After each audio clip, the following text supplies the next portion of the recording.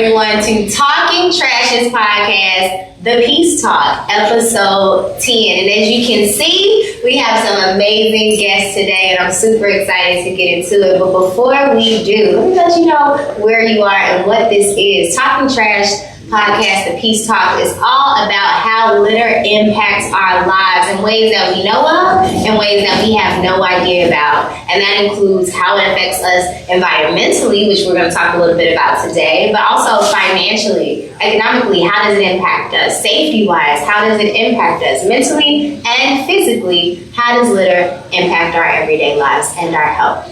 So let's jump right into it. Today we are talking about urban gardening and urban farming and how it's an act of love and resistance, okay? And resilience, y'all, because that's how we sustain. So we're just going to go down the line and we're going to introduce these amazing guests. They're going to tell you a little bit about who they are and what they do. So let's start on this end. We're going to introduce Miss Natalie Perkins. Hi everyone, my name is Natalie Perkins. I am a co-garden leader at the South Mill Community Garden. We are small but mighty. We do a lot of things in the community, and we look at ourselves not just as a garden that grows vegetables and flowers, but that grows connections and community. Nice. Thank you. And Miss Vanessa Stokes. Good afternoon, everyone. My name is Vanessa Stokes. I am an artist and an entrepreneur. I am the founder of the Out West Gallery and Cafe, which will be opening hopefully in 2026. But I am a community organizer, do a lot of work in the community of Austin on the west side. I'm also part of the garden that Robert here is talking about at Paradise Garden. Okay. Yeah, a long-standing community member, just working to, same as Natalie, right? Like just helping to connect folks to the community. So thank you for the invitation. Thank you for being here, both of you. Now we're moving on over to this side, and we have Miss Gwen Pruitt.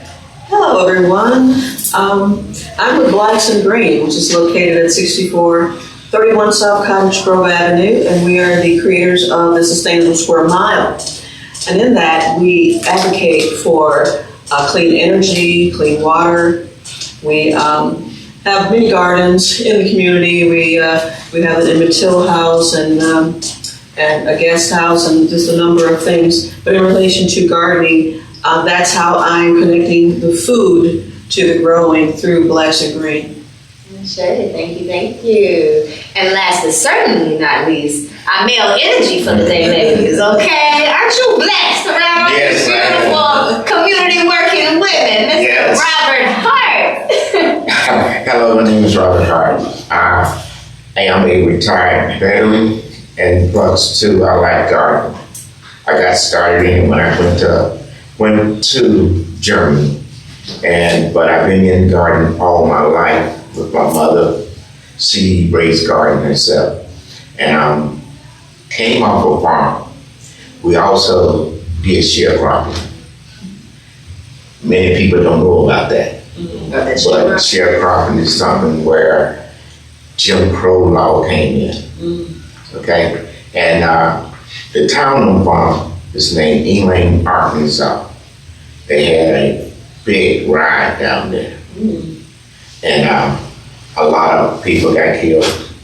I don't want to really go into the action of that, but I'm getting back to the garden. My garden is Hart Peace Community Garden. Also,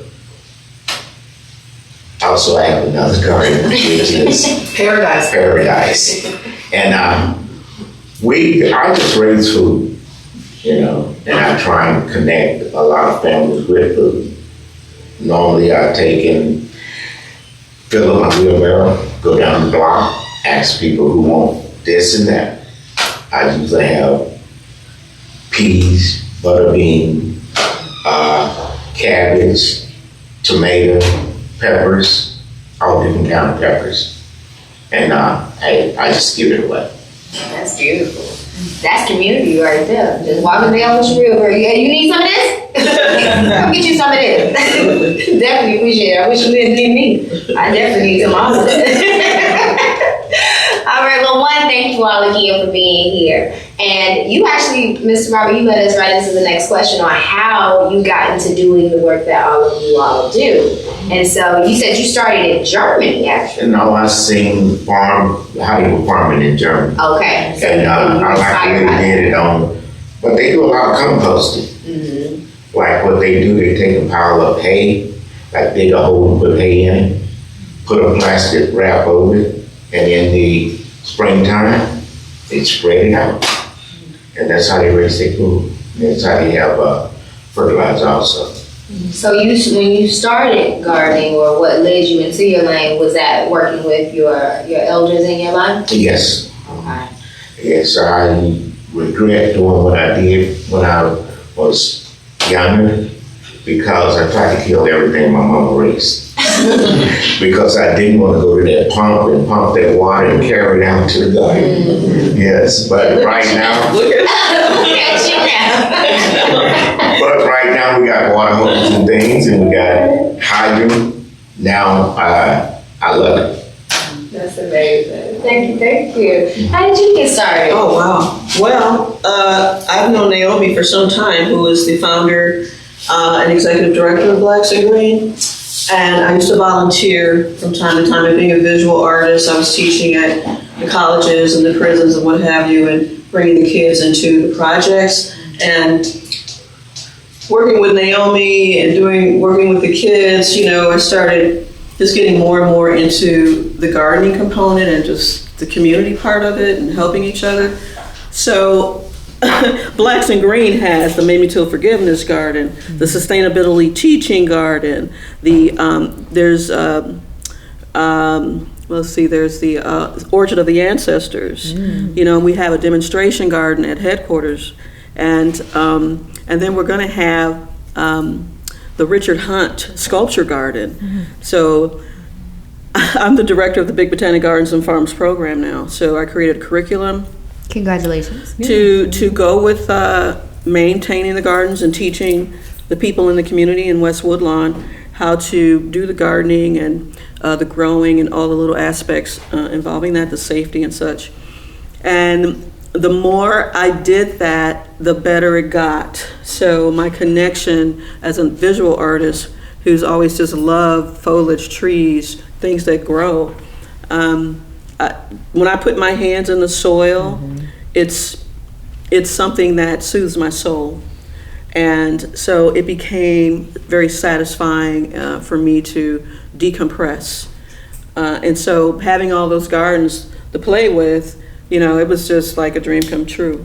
Nice. So I learned a lot more about gardening because I'm not, my field is not horticulture at all. But I read, I research, and I love learning. So I'm now in a learning environment, and it has a lot to do with growing. So I grow collard greens and peppers and herbs. And I connect them with the induction equipment that we have also, that we try to teach the seniors about and other people. And so I'll take those collard greens, harvest them, go over to Jules, buy some salmon, maybe a bottle of wine, and take it over to the senior building. Take the portable unit over there, and they could see me sauteing those collard greens and that salmon. And it's a great experience, and it's collective. I can't necessarily get out. And so gardening, you're going to have to do something with all that, so we give it away, and we use it. I'm on the chef too at the organization, so I use it in with the events that I manage too. So. And building community while doing it. Yeah, absolutely. So Suzanne, who works out there also, she was selling starts, and so I germinate the seeds from and then I take the starts and I replant them into the demonstration garden that I then use as food that we can use to introduce to the seniors or whomever that comes to the facility. That's amazing. Yeah. And then I'm sure we can all probably speak to, I know I can, when it comes to working in the garden and putting your hands in the soil and just being in that environment, how peaceful it is. You see those butterflies and those bees and all those little pollinators, grasshoppers I used to see as a kid. Yeah, make you feel like you're in a fairy tale. But grounding is a thing though, and it's scientifically proven that it does help your health, your energy levels, your mood, to be outside, but then to literally literally be in the soil, whether it's your feet or your hands. I think that's why Naomi likes having the garden. So we've recently acquired more property, and we're going to turn it into food gardens. Right now, most of them are ornamental, with the exception of the demonstration garden. So now we want to do more food gardening so that we can become a hub for resilience in the community that way as well. Nice. Thank you for that. You're welcome. Thank you. What about you? So how did I get in the garden? Well, so I've always been into nutrition. I think nutrition is like the building blocks of just humanness, right? So after I had my son, I became a breastfeeding peer counselor. So I was working with moms and babies with breastfeeding, and it kind of shifted me into food. So my mother was one of the caretakers of Paradise Garden, so we used to plant in that garden. And food has always been a big deal in our household. So, I'm a foodie. My dad was from Jamaica. So, we were introduced to different foods as a child. So, just going out in the community and just, folks aren't, they just don't have those types of flavors that folks are used to, right? So, food has always been a big deal in my household. So it just seemed like that was the trajectory for me. It was like food. So just opening this cafe and the gallery space, which is going to be a permanent gallery of my father's art. So my father, he had the first Black-owned photography studio in Chicago. So I've been managing his work. And please say his name. Darrell Crichtoney. So he passed away in 2011, but he left behind this large archive of images. So I've been managing that for over 25 years. Wow. I've been working to get that out into the open. It's a lot of work. So I pick it up and I put it down. I pick it up, put it down. So that kind of got me connected in the community by doing public art. So I did some public art. Some of this art is in the Green Light stations at Central and Austin, in the Austin community. So, I've just being very active in art and culture, and just gardening is also culture, right, and art. So, combining all of those things to just to show people or show just how much richness that we have in our community with our stories, with just with people. I think it's an important part of how we build community. So that's kind of what the space is going to be like. But then it'll also have a cultivating component, right? So one of the things that I also saw that was very important in community was to kind of bridge that gap with business and art culture, which I think is a big deal, especially along our corridors, right? Corridor development is really important. People need to see that, you could walk down the street and go to a grocery store, or go to a cafe, or, all of those things that I think that are missing in our communities, right? So I was working with a nonprofit organization, kind of helping them build Chicago Avenue. So that's where the Out West Gallery and Cafe is going to be. So it's just a bridging of our culture, housing, corridor development, all the parts that are the parts of community development. So it's a lot of fun. I get to play in the art world. I get to play in the business world. I get to play in all these different spaces. So it's a lot of fun to do this work around gardening. So. And congratulations. Oh, thank you. Natalie, how did you get started? Well, first I want to say I met Vanessa almost 7 years ago now. Oh, wow. She was, in a way, helping gardens then. She was helping people learn and understand how to do simple micro grants for the Safe and Peaceful Communities application, which is part of Chicago Community Trust. Oh my God, that's important. I know. So you are not Thank you. Story right? She's like, hold on, I got you, sis. Don't worry about it. Yes, and she was helping people understand how to do this so that they could gain monies to help their gardens, especially during the summer. And that's through programming, activities, and things like that. Yeah, I mean, you know, like I just part of it. You know what I mean? Like She's like, part of it. Well, it's part of it. You know what I mean? Like, so like I don't really consider, you know, like I'm not a grant writer because people always ask me that, and I'm like, well, I write grants. But she was a caretaker of people. Yeah. To help That's them. important. Help them find their way to get this Thank you. money. Because the idea of writing a grant scares people out. They're like, no, That is why she was there. Yes. That is why, and then I was like, oh, I can do that. I think because I talked to her. I was like, how do you do that? What do you do? How are you going to do this?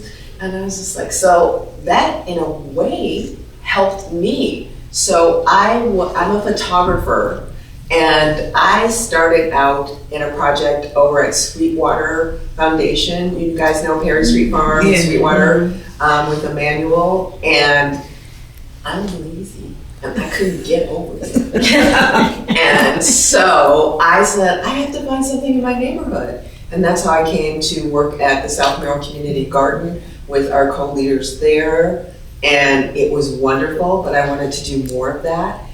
And I started working part-time for a land trust called Neighbor Space, which Mr. Robert and Paradise Garden is part of. We're all connected in a way. And so, I started working with them, and now I'm a steward for gardens all over the city. And each garden is very different. I'm going to say I am a gardener of people. I try to grow things. I can grow tomatoes now. So I'm good. After 5 years, I can grow tomatoes. And that's more than some other people. Yeah. So you see, my name's come up all the time. Listen, you out here doing the work. So, you know, I've been having people around Chicago. And For a long time. The garden is something that I like, and I like planting different plants. If it don't work this year, hey, try it another way, you know, because some gardens just try and fail, you know. And that's actually a great point too, because I want to talk and know a little bit about like what was the struggles in starting the gardens that you all have or that you all work with. And I know you work really closely with South Merrill, and each of you work really closely with specific gardens. And you just keep leading me into my questions. You just, I got you in my head. You in my head. But yeah, so like some of that trial and error, like what if someone wanted to start a garden? What would be some of the things that they would look out for? Maybe some advice or some tips that you all can give. Chemical. To look out for? Yes, and like paint and stuff like that. The first thing you should do is test the soil. Okay. Yes. And if the soil is have chemical or something in it, you don't want to plant right into that. You know. Is that when you build like the boxes? Yes. The raised bed is a good thing too. But you want to put down something that cover that chemical up. And try and put enough down so it won't come back up through that, you know. In my garden, I have a lot of chips down. What chips? Yeah, I have a lot of chips down. And plus too, I got raised bed. So I don't have too much to worry about the chemical. All I have to worry about now is bugs, rats, and rats. I had 2 big rabbits in my garden. Oh, they got rabbits? Yeah. He named all the things he got in his garden. They feasting over there. Natalie, were you going to add something? I was just going to say, I'd rather have the rabbits than the rats any day, but they're all, I hate to say it, they're all vermin. And what Mr. Robert is saying true, so for Neighbor Space, we know that most of the lots that we have were once building lots. So just like Mr. Robert said, there will be chemicals. And for us, not every garden, but Neighbor Space gardens, we do have to do the remont and renovation of the soil. So we do soil removal. And then like Robert said, then we put down chips and we have raised beds. And inside of the raised bed, you have a layer of something, either geotech or cardboard. You can layer it lasagna style and then put the soil over it. Okay. Nice. Gwen, what were some struggles that you all have? You named several gardens that you all do with Blacks and Green. One is a biovoltaic garden, but on the average, in the urban environment, you have vacant lots. And so it's a great idea to do raised bed gardens. But I'd like to say, of course you use the liners and such, which is like the lasagna. But I like to say, you can garden in a container. You can garden on your windowsill. You can have herbs that you have right there in the kitchen that you can cook fresh with. On your back porch, you can have a little planter, but several planters for that matter. You can have a whole hedge of them. And you can have in your front yard, and you can eat right off the vine, right there in your own home, without spending a bunch of money, without worrying about the leaching, you know, and just have fresh food. Because if the truck don't come, at least you'll be able to eat. Ashe. Yeah. Shout out to Miss Speaking Jim. of vines, I raised grapes. And this year, last year, I had so many grapes I didn't know what to do with it. You can give it to me. Make some jelly. What the deal is, I'm going to learn how to make wine. Oh, yeah, that too. And I'll see how they come out. I'll take some of that too. You know, I like to try different things anyway. Freeze it, can it, drink it. Yes. Jam. Watch out. Regular grapes, jam, grapes, wine, grapes. I love them work for me. Absolutely. That's amazing though. That's amazing. Did you have any feedback on starting gardens or community space and some of those struggles? Anything that you personally faced? I think the biggest hurdle is like finding ways to work with other spaces, right? Because like amplifying the work that we're doing is such an important part, and creating those connections to different spaces, I think, is a big part of how we create community around food. So, there's a lot of different people doing different things. How do we connect with those folks that are doing that work? I think that's the biggest, I would say, obstacle that I've had. Just like how do we get the people in the community to see the fact that this is something for us, right? Like, and not see it as it being separate, So one of the things I did was I created this outdoor plaza space called Pop Courts. Yes, and it's beautiful. And so Pop Courts doesn't have a fence, right? And I did that purposefully because I thought it was important to show that this is how we work together, right? So I wanted people to walk through it, right? Instead of it being fenced in, which a lot of spaces tend to be fenced in, right? So it's just a step in a direction to just to open it up so people can see the possibility of it being for all of us, right? And actually a community space. An actual community space. I think it opens people up to see things that are already there, see Paradise, see, the Hart Peace Garden, to see all these spaces that have been there, right? But just having a different way of looking at one thing can open us up to looking at everything differently. Now, you all talked about the soil and how the soil can be contaminated, but that's a form of litter, right? Yes. That's a form of litter. But how does litter, whether it be the chemicals or physical trash being thrown on the ground, how does that litter impact you in your work that you do in the community with the gardens? Well, I started off with Hart Peace Garden by cutting 3 lots. That was really a dumping ground. Mm-hmm. I got sick of it because I was tearing up a lawnmower, cutting all this stuff and trying to go around it and stuff like that. So what I did, I got with the land bank and I bought it. I bought those 3 lots, and right now there's no dumping ground or anything, and it's right across in front of my house. So I started cutting down the trees that was there, and then I started putting chips and everything down. And CCG gave me a lot of plants, which I started putting plants in the ground and stuff like that. And they have 3 distribution. One of them is for the first distribution in the spring. We give out vegetable and fruits. So after that, we normally have 2 other distributions where we mix it with fruit and flowers. And the last one is have flowers and shrubs, like bushes that you have around the house or something like that that you want to beautify your house with, beautify your garden with. You know, so in order for me to keep that. Excuse me, did you say they give those away free? Yeah. I was definitely gonna ask as well. I was like, how do we get their information? They don't give it away free. You have to have we have people to give a donation. Okay. Okay. Yeah. At least a $10 I donation. definitely need that number. And some of the plants we give cost $14. Oh, yeah. Just one of One. the 1 gallon pot would cost $14 or better. And it's the So- CCGA, you said? Yes, CCGA. Wonderful. What does the acronym stand for?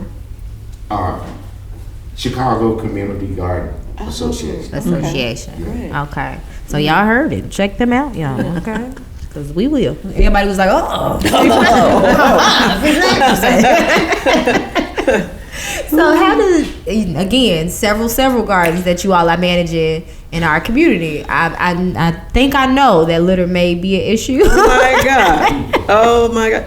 You know, it would be great if people would learn to care more about the land and not litter, you know, and teach their children not to litter and why they shouldn't.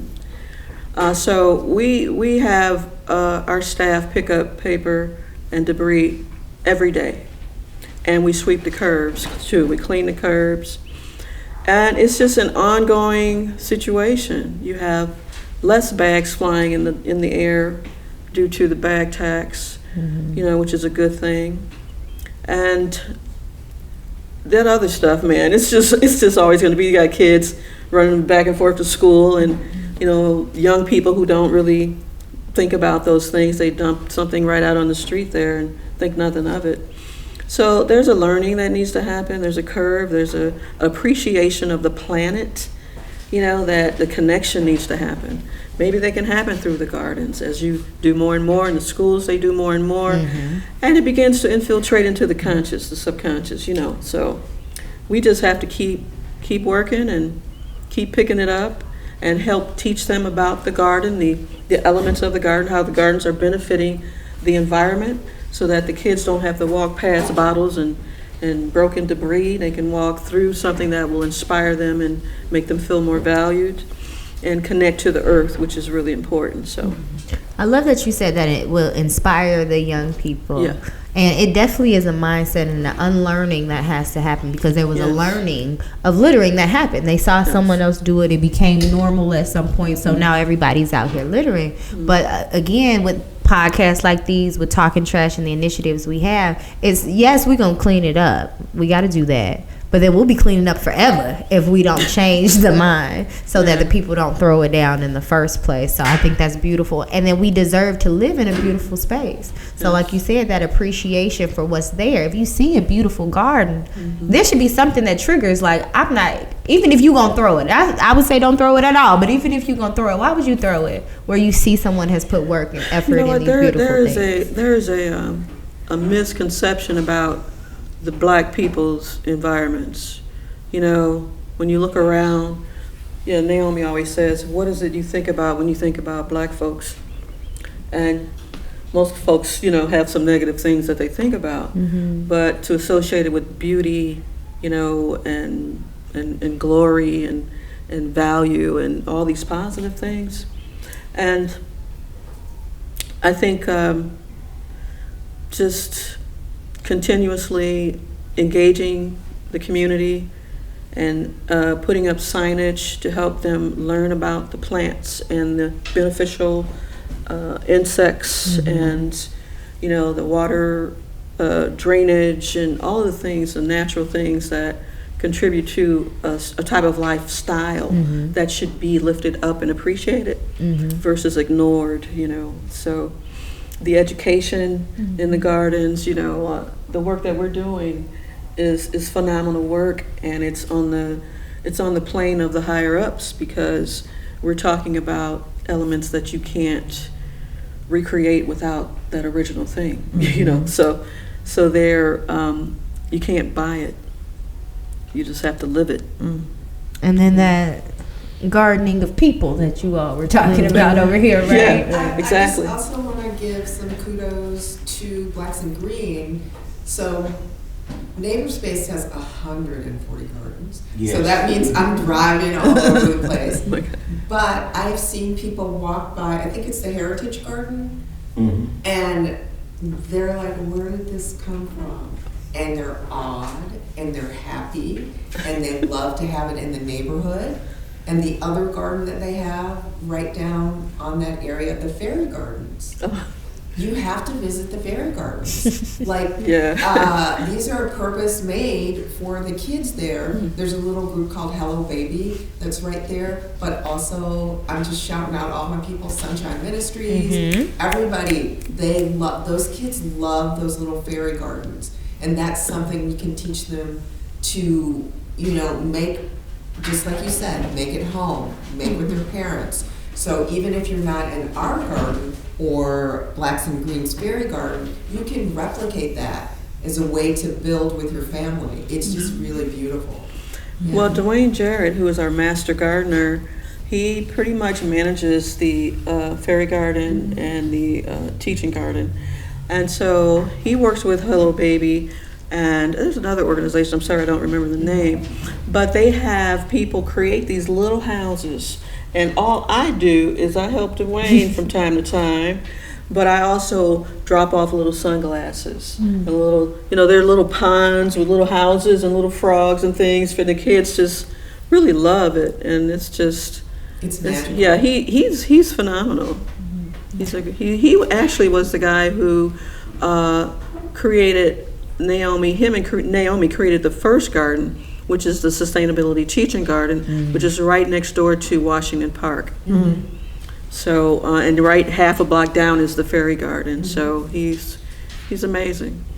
I think it's important that we make sure that when we think about these initiatives and the garden spaces that we're creating and the farms that we're creating, that we do think about how can we bring in the young people, because they are the next generation. And again, there's a learning that has already happened, and to combat that is the unlearning, and they're going to be the ones having the next generation of children, right? What are they going to teach their young people? So how do we do it on a community level, like having these beautiful spaces that they want to be in, that they want to take care of, but also going into the schools and creating programs where we can teach them, and they can, like over at South Mara, where my little bun has been coming to the summer camp for a few years, where they can be in the garden every day learning about things, playing and exploring. Can you talk a little bit about that? So I was just going to turn it back on. Yeah, Natalie, we have each garden that's with Neighbor Space, they do their own programming.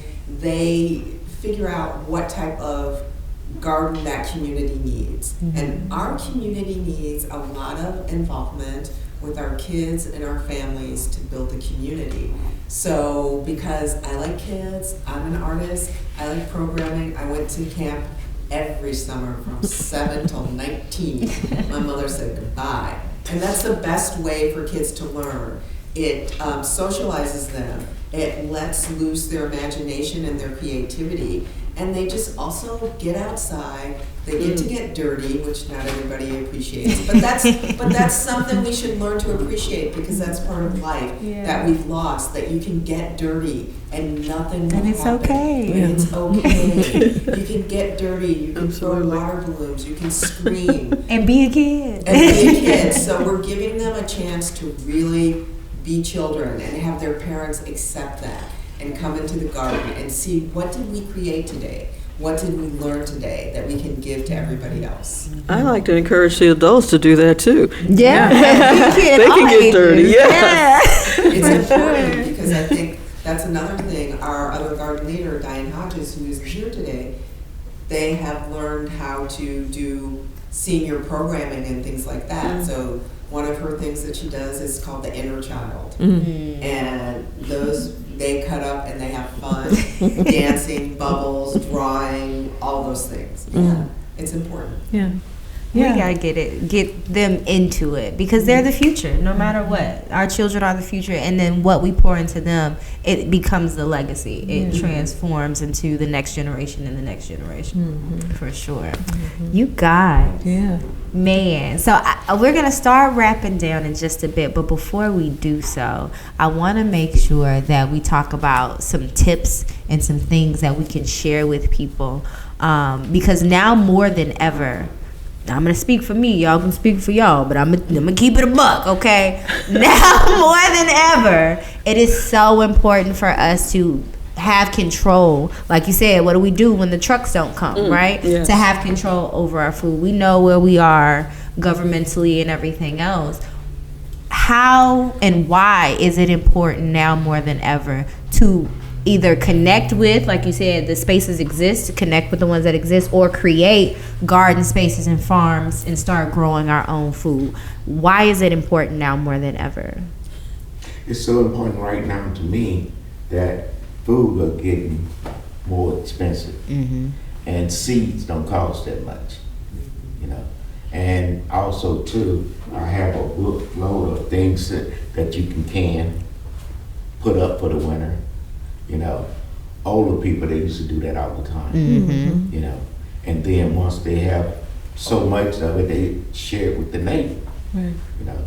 And that's what I like to do. Like right now, I had a flood in my house. I had about 200 yards I had to get rid of because of the flood, because I had it too low. And the water came to my house and I had to get rid of it. And I'm trying to get that back. So food storage and preparation. Yeah. Because it takes a little work, but hey, once you do that work and you find out that later on you can survive off of that work, it's beautiful, you know. And how long does it last when you can food? I know it may vary, but on average. Oh boy, it can last for years. You know, it don't have to be just that winter. You know, it can last for years. You know. But you can and you can pickle. Pickling lasts even longer, I think. And with pickling, you just need a little vinegar, right? Pretty much. Just put a little vinegar in there, seal it up. I think it's really important to plant some greens. You know, the collard greens, the mustard greens, turnip greens, any kind of greens, beet greens, you know, have probably the highest nutrient components that I know, and will heal the body, feed the cells.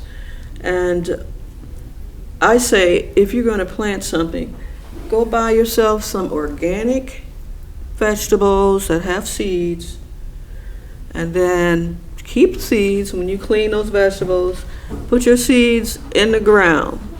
Get yourself a pot, put those seeds in the ground, and boom, there you have it. But greens, you know, greens and herbs, you know, you gotta have those two things. For sure, because herbs will heal you. I mean, we gotta think about this too. I don't think people think about this as much as they should. Food can either kill you or heal you. Like, real life food, it's either gonna kill you or heal you. So we gotta make some wise decisions on what we're doing. And so herbs, yes, so many different herbs have so many different benefits to literally help heal your body if you're sick or anything else. But just the food we eat, like you said, the greens, the beans, don't cook everything. them to death. Okay, let them have a little life left. Don't cook them till they're wilted to hell. And then you can make salves, you can make tea, you can make herbs that you put on your foods to season them. You know, you can do a lot of things with those herbs and those greens. Greens, she said, put it on the list. Get you some greens. What was the question again? So one, why is it important now to focus on gardening, growing your own food, or connecting with spaces that do, and then tips that you may have for people? Yeah, I mean, I think that, you know, gardening and growing food has always been an important thing. I think there's an opportunity now for us to, you know, connect with each other, right? Like, I think what our world is showing us is that our community is right here with us, right? Like, and I think that's the opportunity for us to continue to build with each other. A book keeps on popping in my head and I want to share it. And I don't know if y'all read it, but it's called The Parable of the Sower by Octavia Butler. And that book is and they're saying like that book is kind of like a premonition of what's happening now, right? And in it does share about like how, you know, the changes in our climate has impacted, you know, different places, and how like people have to resort to doing things that, you know, we kind of grew up doing, right? But I bring that up because like I think it's important that, you know, we can use this as an opportunity for us to reconnect with each other, right? Mm-hmm. And I think food is so simple. It's a simple way. We all need it, but necessary. Yeah, it's necessary. Simple and necessary. We need it in order to live and to thrive, right?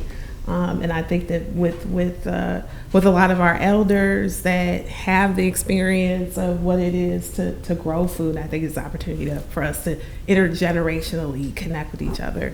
As for a tip, I like the tip of, you know, like you were saying about, you know, just having, you know, just get a pot, you know, you know, put it on your back porch, you know, experiment a little bit. You know, I think that we don't really do that a whole lot in our communities. We just don't experiment with things and see how things work. Like Robert said, you know, you test it out and see if it works. If it doesn't, you do it again, you know, until you get it right. And I think with food, I think that's important. So, for sure. Yeah. Thank you. I mean, this is what we tell the kids all the time. It's a garden. It may not come out. It doesn't mean you didn't love it. It doesn't mean you didn't do everything you could. We don't know. It's all an experiment, just like life. Mm-hmm. And you take what happened and you say, oh, maybe next year I'll do this, or maybe next year I'll do that, or maybe I'm only going to grow stuff that's pretty. But you have to keep going on. You can't just stop. And that's the other thing I like about a garden. If you're going to do it, do it. It's just like life. You know, you can pause, but you have to keep going forward. You just have to keep going forward. So, and in terms of tips, tomatoes. Everybody in Chicago thinks it's hard to grow tomatoes. It is not. Because you got tomatoes now, right? Yes, we have tomatoes like nothing in the garden. Those little baby cherry tomatoes. That's the easiest thing to grow for anyone. Yeah. I definitely appreciate the idea of starting small. Now, I have a whole thread on Instagram where I'm just saving reels on how to grow. And look, Rodney over there like, absolutely, yes. I'm just saving all the videos on like how they're repurposing things. And it's crazy that we don't even think about it. Like you said, the food you buy, you can chop the bottom or the top off, plant that in some water, and put it in the dirt, and now you got a whole tree in your backyard. So like, we don't even think about it though. We just throw that stuff away. And that is a whole nother plant, a whole nother resource that you can have to feed your family and your community. Or you can just buy somebody else's seeds. No. And then it's so many spaces that you all have named already that are doing the work. So if you don't know, you can learn. Like you said, you all have a training garden, right? It's called a demonstration garden. A demonstration garden. Yes. You're welcome to come and join me anytime. So that's actually a great space. Can we just go through really quickly and let people know where they can find you, how they can get tapped in, and how they can connect? Okay, I'm on 650 North Latrobe. That's at the corner of Chicago and Laramie. Okay. So if you over in that area, hey, stop by. You know, you don't have to do no work if you don't want to. But I appreciate it. I'm sure.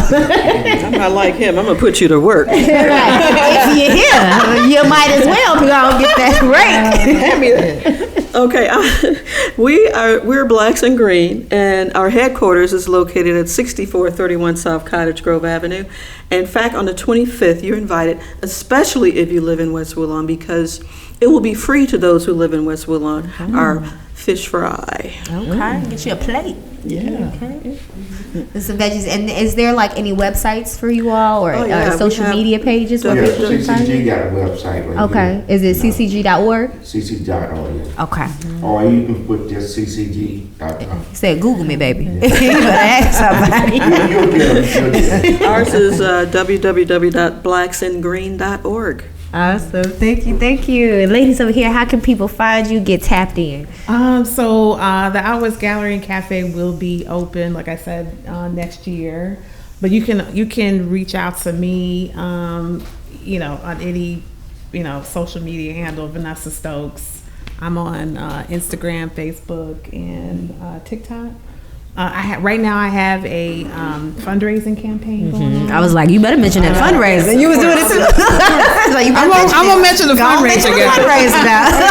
I do have a fundraiser going on right now. It's called People Powered Projects. So just looking at the landscape of how we fund our projects, especially now with all the different developments that are happening along our corridors in our community. I think there's an opportunity for us to figure out how the community can be involved in those different projects. So part of the Out West Gallery and Cafe, we're going to convert into a worker-owned co-op, right? So that is a whole new way of looking at sustainability in business and wealth creation. So just to give you a little, so this is kind of like this People Power Project fundraiser, which you can find on GoFundMe, and you just write in People Power Projects, it'll pop up, and please donate and share. Yes. But yeah, that's where you can find me. You can find me, so I'm a steward. I work for Neighbor Space. That's neighbor-space.org. You can go onto our website and you can look in the drop-down menu to see if there are any gardens in your area. We have 140 gardens. In South Shore, we have 2 really nice gardens, one on 71st and Crandon, one on 70th and Merrill, but we have some nice farms. We have some really nice farms that are coming up too, and those are in southeast side Chicago, and many of them are run by BIPOC people. Nice. So, and also, I don't know, I guess we should talk about urban growers, because that's a resource that's there, it's up and running. That's something you guys can visit on Saturdays. If you have a follow-up, can you put addresses and things? If people don't know about Urban Growers Collective, started by the great Erica Allen, it's a beautiful space, and if nothing else, they have goats. If nothing else, go pet you a goat. Go look at the goats frolicking, and it makes you happy. So, yes. That's amazing. And it's in our city, and there's so many other spaces and places on every side of Chicago where people are growing and people are doing. We just got to know and support these places when we find out about them and share them. So thank y'all for being here. Thank you for doing the hard work that you're doing. It is not easy, I'm sure. It's backbreaking work getting out there, but it's a labor of love. And then when you see that first tomato come up, when you see that first pea hit, you like, Lord, I'm doing something. I'm doing something out here in these streets. So I thank you all, and I will be coming by all your spaces to collect. Okay, I'll have my little wagon. I'm gonna get me a wagon. I'm gonna have my little wagon with me, and I'm gonna be collecting. I got 7 of them. Oh, I can borrow one of yours. Okay, I can borrow one of yours, and I'm gonna collect all the produce and get all of that. So again, one more time, thank you, Natalie Perkins. Thank you, Vanessa Stokes. Thank you, Gwen Pruitt. Thank you, Mr. Robert Hart. You all have done an amazing job today. And before we leave, can you please just give a closing remark on anything that you need the people to know that we have not talked about yet? Yes, I got one. All right. Look, just like this plant right here, a lot of people say they don't have a green thumb. But it's not exactly a green thumb, it's a green finger. Take about that much of your finger, stick it down in the soil. See, I got moist on my finger. You don't water. Okay, is that the trick? That's the trick. That's a good gems. If you don't get that moist on your finger, then you water. Okay. Good tip. That's my tip. About that much of your finger. Okay. That's good. I like Noted. Noted. Okay. How you follow up on that, right? We got All right. tips. Well, my tip is when you're getting that vegetable that you cut and you got those seeds, you take those seeds and you put them in a little bit of soil and you just keep them warm like a little baby with a little blanket on it, and just keep them moist. And after a while, you see the little baby squiggling up. And there's life in them seeds. Okay, and just keep them warm until they get to be a little bit bigger, and then you can transplant them to a bigger pot, and so on and so forth. Pretty soon you got a tree in the yard. That's right. All right. So basically, we're gonna recap that. You get you some fruit or vegetable. Yes. You take the seeds out of there. You clean Take it. the seeds out. You put it in a Get little organic, bed. though. Organic, We yes. can't play with the All pesticides right. and all that other That's stuff. right. We're gonna get some organic. Put a little bed of soil. Yes. Keep them moist. Keep them moist And then eventually and warm, and you will see them coming up in no time. and then you transplant and you plant And them. when they get about yay big, Yeah. then you can transplant them. All right. Noted. I'm gonna be out here gardening, y'all. I tell you that. Listen, or I'm gonna be with them. I would say say hello to your neighbor. Oh yes. I would say that. Like I think we're so accustomed to not saying hello to people or not connecting with folks in our blocks.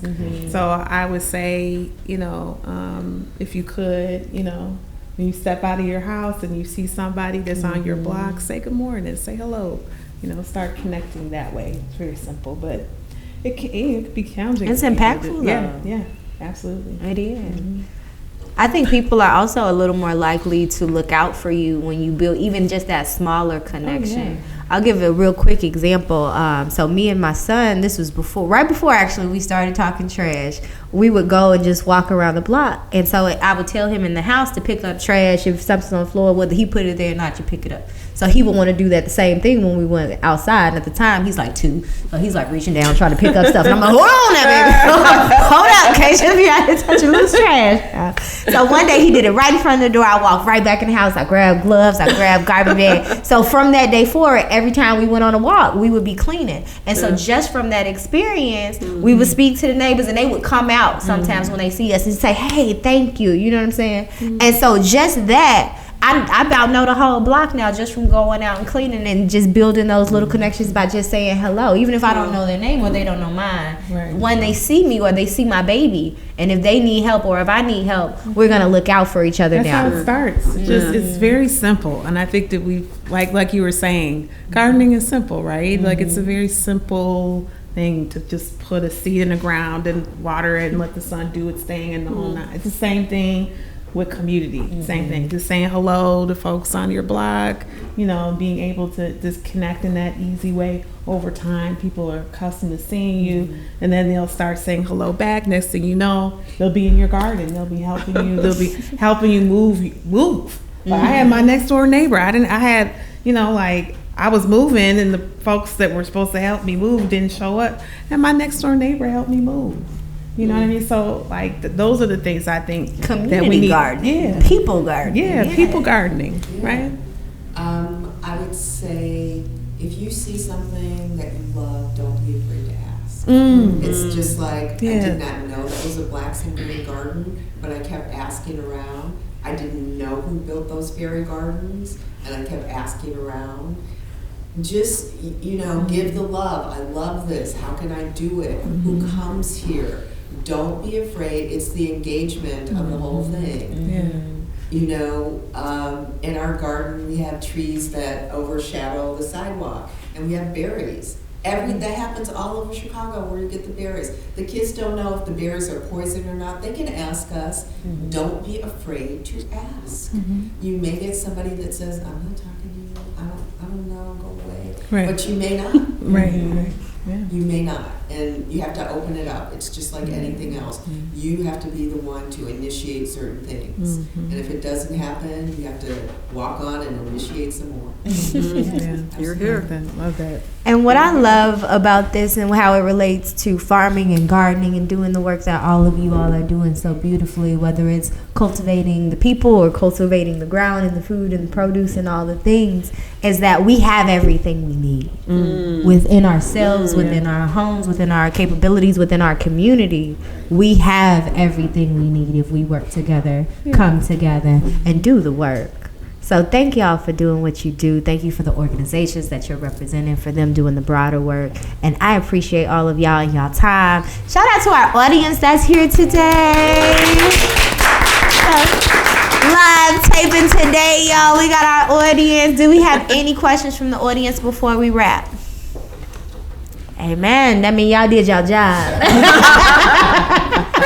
All right, everybody. Thank you so much for being with us today for episode 10 of Talking Trash's podcast, The Peace Talks. We learned a lot from these amazing, amazing guests about urban gardening and urban farming, and this is not the end. Please contact, follow each and every one of them in the organizations that they represent so that you can start gardening too, because I'm going to come with my wheelbarrow to your house, okay? All right, we all we got, y'all.